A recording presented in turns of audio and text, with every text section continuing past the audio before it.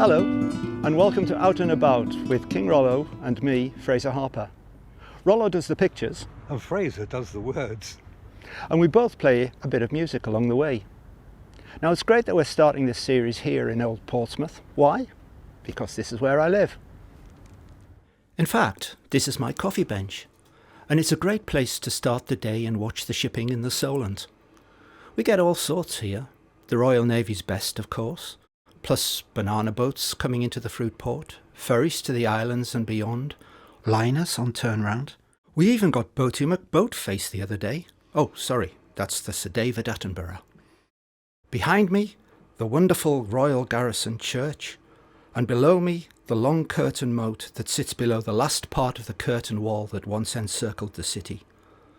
The wall was originally built in Tudor and Elizabethan times, but it was rebuilt in the 1670s by the Dutch military engineer Sir Bernard de Gaume. Over to my left here, a bastion known as the King's Bastion. You can see how popular it is with the dogs and the dog walkers. It used to be called the Wimbledon Bastion in the 17th century, just after it was built. Perhaps it was because they used to play tennis up here in between lobbing cannonballs at the French.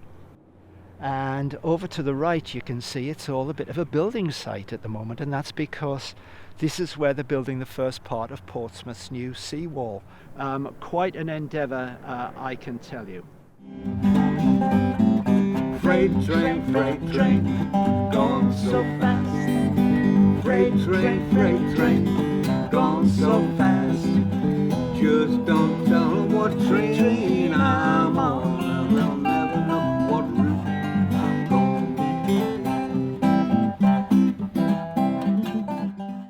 So here we are, overlooking the Royal Garrison Church. Isn't she beautiful? No roof, of course. The roof went in 1941, courtesy of the Germans. It hasn't always been known as the Garrison Church. That was 1767 it was made into the Royal Garrison Church. Before that it was known as the Domus Dei, and it was originally built in the early 13th century as a hospice and an almshouse. It was also a launching off point for people going on pilgrimage. Charles II married Catherine of Braganza there. Here's an interesting fact for you. If Prince William comes to the throne, he'll be the first monarch to be directly descended from Charles II. So Charles II and Catherine never had any children, but he had many children from his mistresses. And one of his mistresses, a Breton lady called Louise Renée de Keroualle, was an ancestor of the Spencer family. Now he seemed to be very much in love with this lady, so much so in fact that he made her the Duchess of Portsmouth. And he was reputed to have said on his deathbed to his brother, "Do right by Portsmouth." But that's enough of the history for now. I'm going for a swim.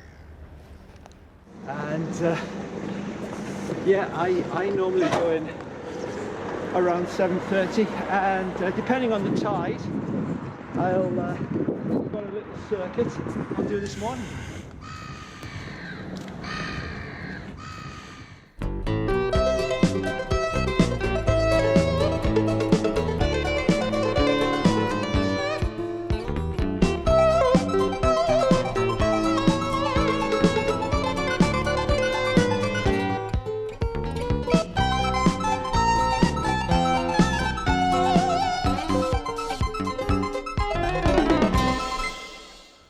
We're here on top of the Round Tower, which is the main defence right in the mouth of Portsmouth Harbour. And when you look at all of the defences along here, you think of them all coming at one time, but they didn't. They were built up over a number of years through various conflicts with the French. The Round Tower itself started life as a wooden tower built in 1417, which was just 2 years after Agincourt. So it was built by Henry V. And then it was rebuilt as a stone tower in around 1492, and that was under Henry VII as he was building up the Tudor dynasty. And it was under threat at that time from the Pretender, Perkin Warbeck, who had the support of the French, and there was a threat of invasion. So the Round Tower was rebuilt as a stone tower. He also built along here the square tower at the same time. It's square because it was actually a residence, so less functional as a defence than the Round Tower, but more functional as a residence. And then the rampart between the two towers didn't come along until the 1670s, and that was our old friend Sir Bernard de Gaume again, after Charles II created the Royal Navy in 1670 and declared Portsmouth the Royal Dockyard.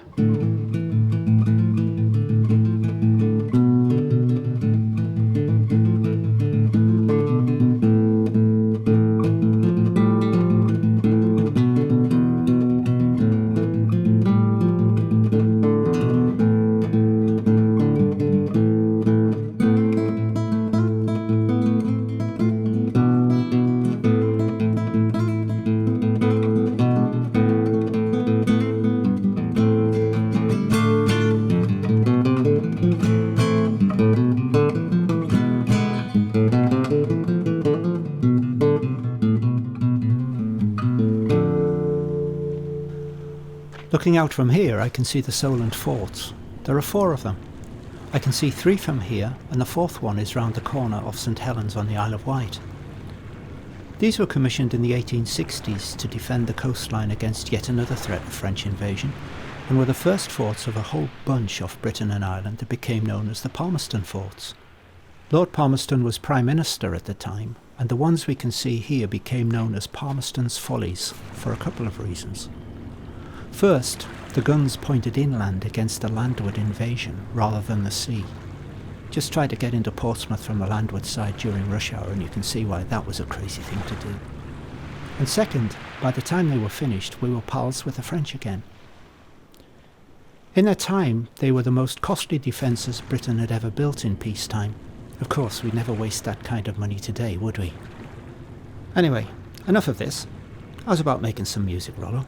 Right, I'll just go and get my guitar then.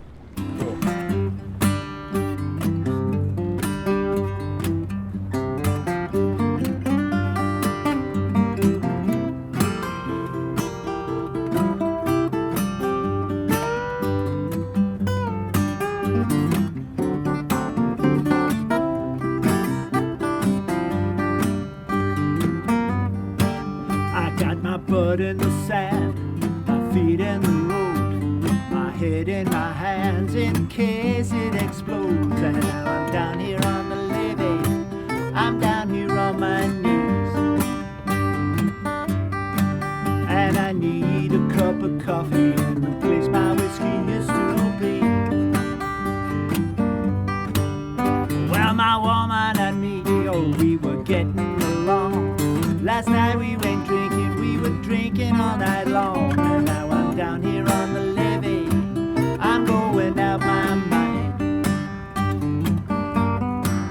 and I need a cup of coffee to ease the pain the whiskey left behind.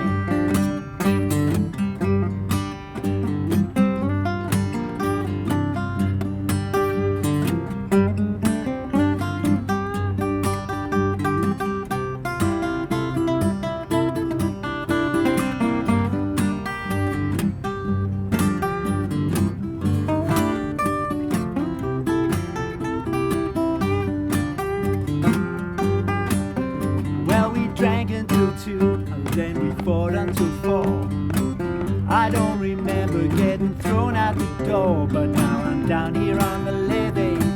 Oh Lord, I might have known. No woman, no coffee, all I can do is moan.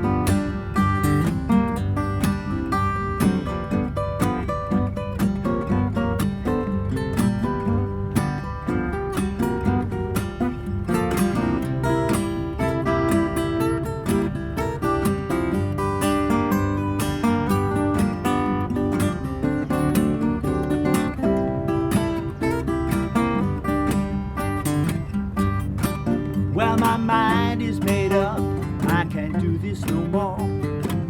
I need a woman with her own coffee store, and another one in Reno who's got a whiskey still.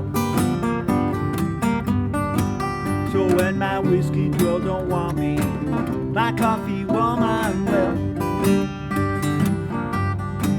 Said when my evening girl don't want me, my coffee woman will.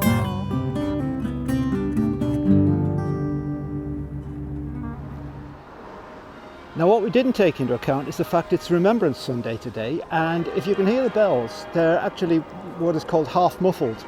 In other words, there's a muffle on one side of the clapper, so you get a loud set of calls, and then you get a muffled set of calls. But they've been doing a peal, and a peal lasts for 3 hours. And we've been waiting 3 hours to do our filming. They started at 12 o'clock. It's just coming up to 3 o'clock, so by my reckoning, they're just about to finish. I think they're bringing the bells down now.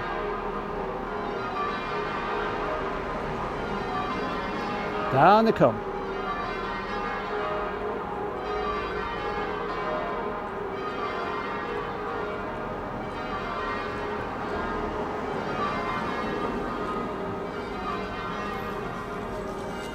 They've been going for about 3 hours and 20 minutes, something like that. There's 10 bells. If there was 8 and they were doing a peal, that would be just over 3 hours. But they've got 10 bells here.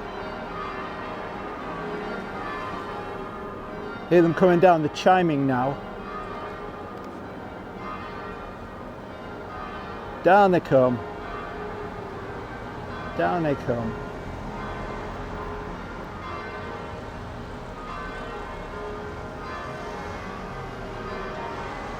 Down they come.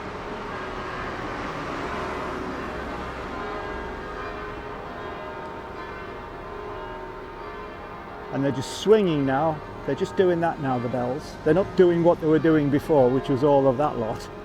They're just doing that now. And finish with a ripple, and there it is.